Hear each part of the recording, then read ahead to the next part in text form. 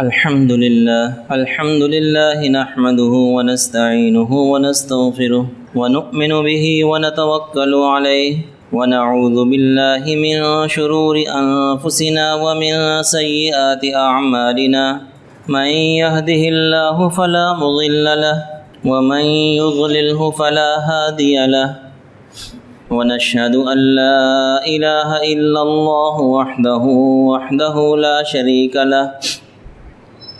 ونشهد أن سيدنا ومولانا محمدا عبده ورسوله أما بعد فأعوذ بالله من الشيطان الرجيم بسم الله الرحمن الرحيم الذين يتبعون الرسول النبي الأمي الذي يجدونه مكتوبا عندهم في التوراة والإنجيل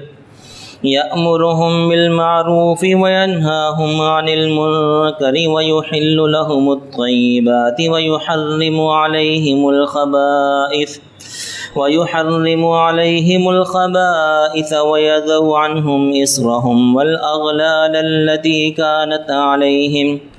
فالذين آمنوا به وعزروه ونصروه واتبعوا النور الذي أنزل معه أولئك هم المفلحون صدق الله مولانا العظيم وصدق رسوله النبي الكريم ونحن على ذلك لمن الشاهدين والشاكرين والحمد لله رب العالمين۔ میرے محترم دوستوں اور بزرگوں، پچھلے 2 جمعوں سے ہمارا یہ سلسلہ جاری ہے کہ حضور نبی کریم صلی اللہ علیہ وسلم کی وہ سیرت طیبہ جو قرآن پاک نے بیان کی ہے اس کو آپ کے سامنے پیش کیا جائے۔ پچھلے جمعے بھی اسی آیت مبارکہ کی تلاوت کی تھی اور کچھ اس کا حصہ، ابتدائی حصہ اس کا بیان کیا تھا۔ یہ سورہ اعراف کی آیت نمبر 157 ہے، جس میں آپ صلی اللہ علیہ وسلم کے اوصاف کو ذکر کیا گیا۔ پہلا وصف تو النبی الامی ذکر کیا گیا، جس کی وضاحت پچھلے جمعے گزر چکی۔ اسی طرح آپ صلی اللہ علیہ وسلم کے لیے قرآن پاک میں یہ دعویٰ کیا گیا کہ الذی یجدونہ مکتوبا عندہم فی التوراۃ والانجیل، کہ آپ صلی اللہ علیہ وسلم کے اوصاف مبارکہ تورات اور انجیل میں بھی لکھے ہوئے ہیں۔ اب آگے جو ہے، جو تیسرا وصف آپ علیہ السلام کا یہاں پر بیان کیا گیا کہ یأمرہم بالمعروف وینہاہم عن المنکر، کہ آپ صلی اللہ علیہ وسلم امر بالمعروف اور نہی عن المنکر کریں گے۔ گویا کہ چونکہ تورات اور انجیل میں تو انہی سیغوں کے ساتھ خطاب کیا گیا کہ وہ جو نبی امی ہوں گے وہ یہ کام کریں گے، یہ کام کریں گے، ان باتوں کا حکم دیں گے، ان سے منع کریں گے۔ تو گویا کہ آپ صلی اللہ علیہ وسلم کی سیرت طیبہ کو دیکھیں، جو ابتدائی 13 سال ہیں تو وہ تو بالکل اس میں صرف اور صرف امر بالمعروف اور نہی عن المنکر۔ جہاد تو بعد میں جا کے فرض ہو رہا ہے، مدینہ منورہ میں فرض ہو رہا ہے، اور مدینہ منورہ میں بھی جہاد فرض ہونے کے بعد یہ فریضہ ساقط نہیں ہوا، بلکہ یہ ایسا فریضہ ہے جو قیامت تک کے لیے، جو آپ صلی اللہ علیہ وسلم امت کو بھی دے کر گئے۔ اور قرآن پاک نے حکم دیا وَلْتَكُمْ مِنْكُمْ أُمَّةٌ يَدْعُونَ إِلَى الْخَيْرِ وَيَأْمُرُونَ بِالْمَعْرُوفِ وَيَنْهَوْنَ عَنِ الْمُنْكَرِ، کہ تم میں ایک ایسی جماعت ہونی چاہیے جو لوگوں کو خیر کی طرف بلائے، امر بالمعروف کرے، نہی عن المنکر کرے۔ تو یہ ایسا فریضہ ہے جس کا آپ صلی اللہ علیہ وسلم نے جو امت کو بھی دے کر گئے۔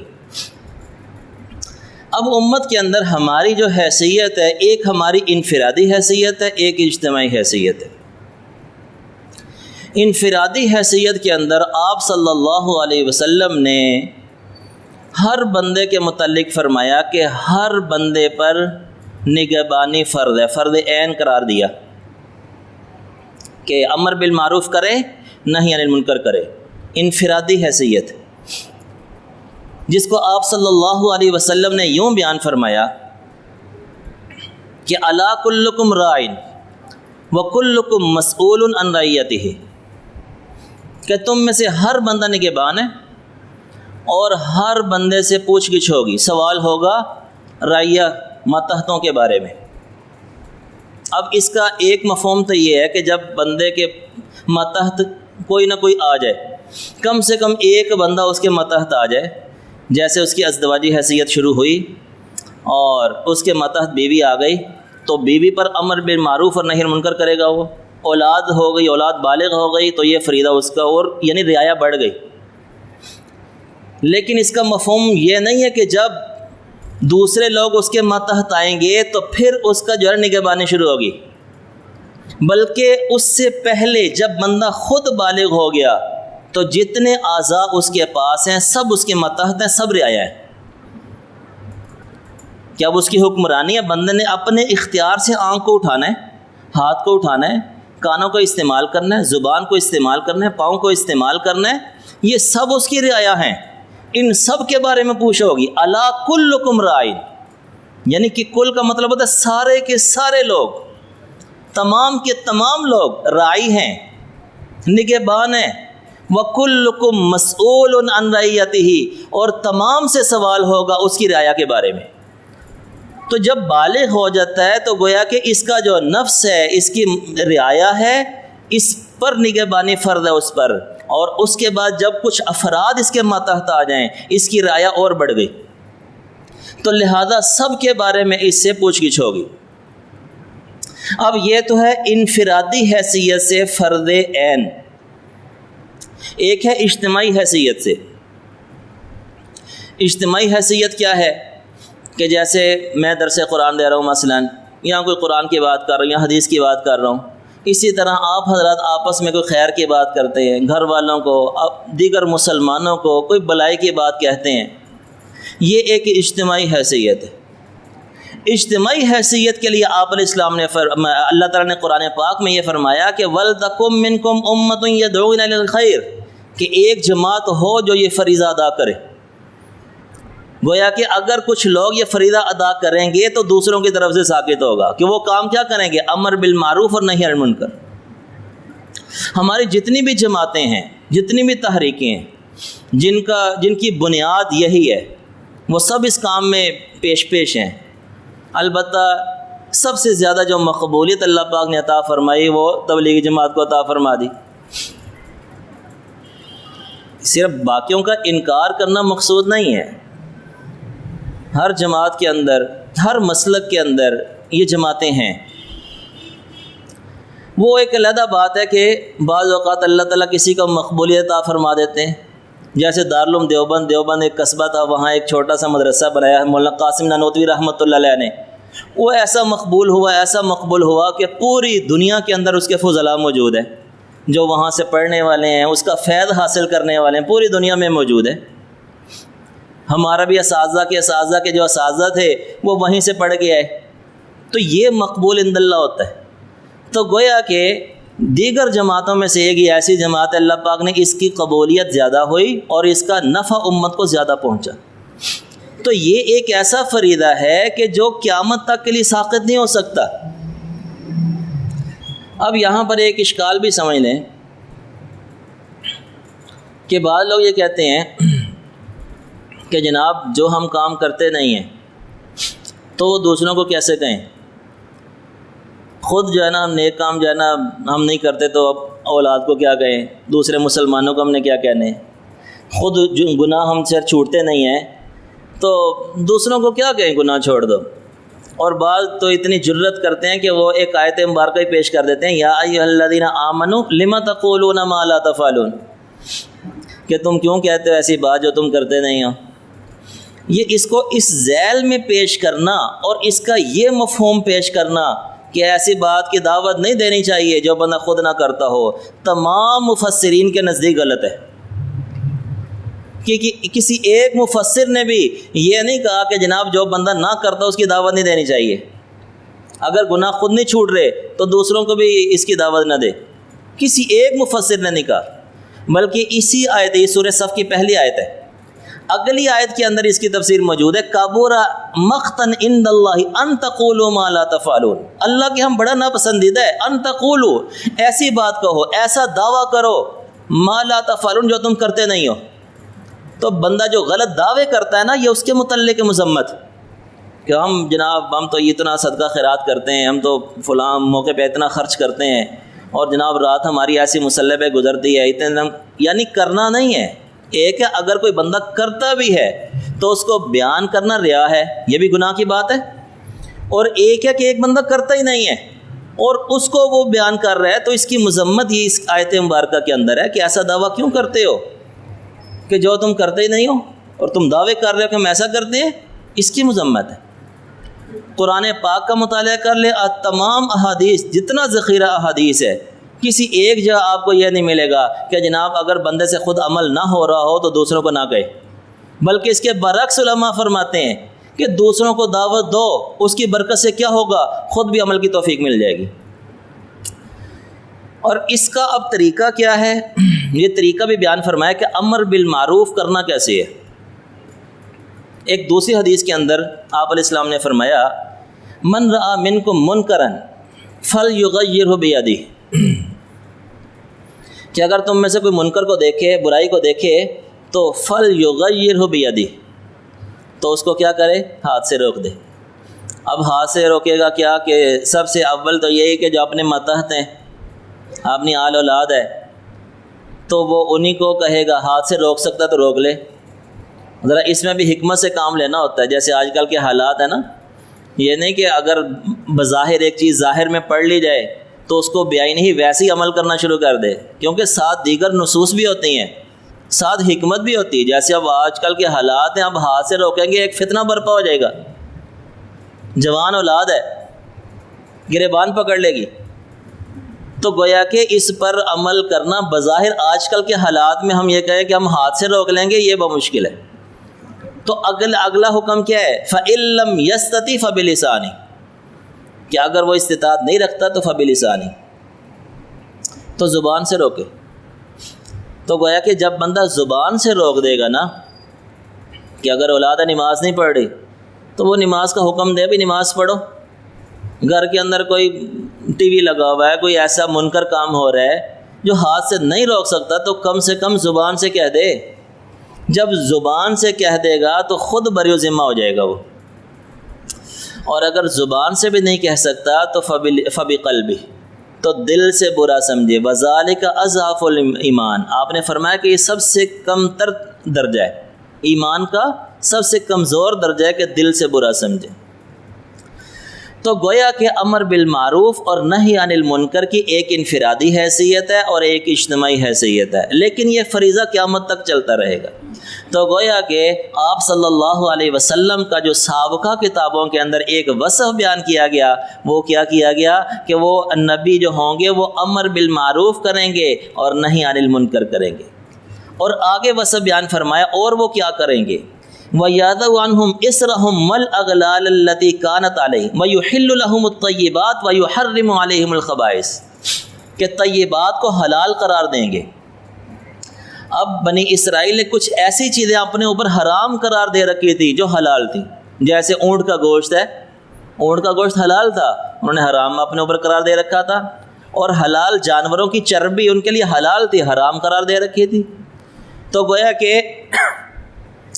جو انہوں نے اپنے اوپر طیبات کو، حلال چیزوں کو حرام قرار دے رکھا تھا، وہ نبی کیا کریں گے، طیبات کو حلال قرار دیں گے۔ تو آپ علیہ السلام نے اونٹ کا گوشت اور چربی اور اس طرح دیگر وہ چیزیں جو انہوں نے اپنے اوپر حرام قرار دے رکھی تھی، حالانکہ وہ حلال تھیں، ان کو حلال قرار دیا۔ اور اسی طرح یحرم علیہم الخبائث، خبائث کو حرام قرار دیں گے۔ خبائث کے اندر سب سے پہلا درجہ تو وہی ہے کہ جو قرآن پاک نے بیان کیا، حرمت علیکم المیتہ والدم ولحم الخنزیر وما اہل بہ لغیر اللہ، کہ مردار ہے اور خون ہے اور اسی طرح خنزیر ہے، اور غیر اللہ کے نام کا، غیر اللہ کو راضی کرنے کے لیے کوئی ان کے نام پر جو بھی چڑھاوے چڑھائے جا رہے ہیں، سب کو حرام قرار دیا۔ تو گویا کہ جو خبائث ہیں ان کو وہ نبی کیا کریں گے، حرام قرار دیں گے۔ اسی طرح وَيَضَعُ عَنْهُمْ إِصْرَهُمْ وَالْأَغْلَالَ الَّتِي كَانَتْ عَلَيْهِمْ، کہ وہ مشکل احکام، وہ بوجھ، وہ توق جو پہلی امتوں پر تھا وہ اس کو کم کر دیں گے، یعنی وہ احکام شاقہ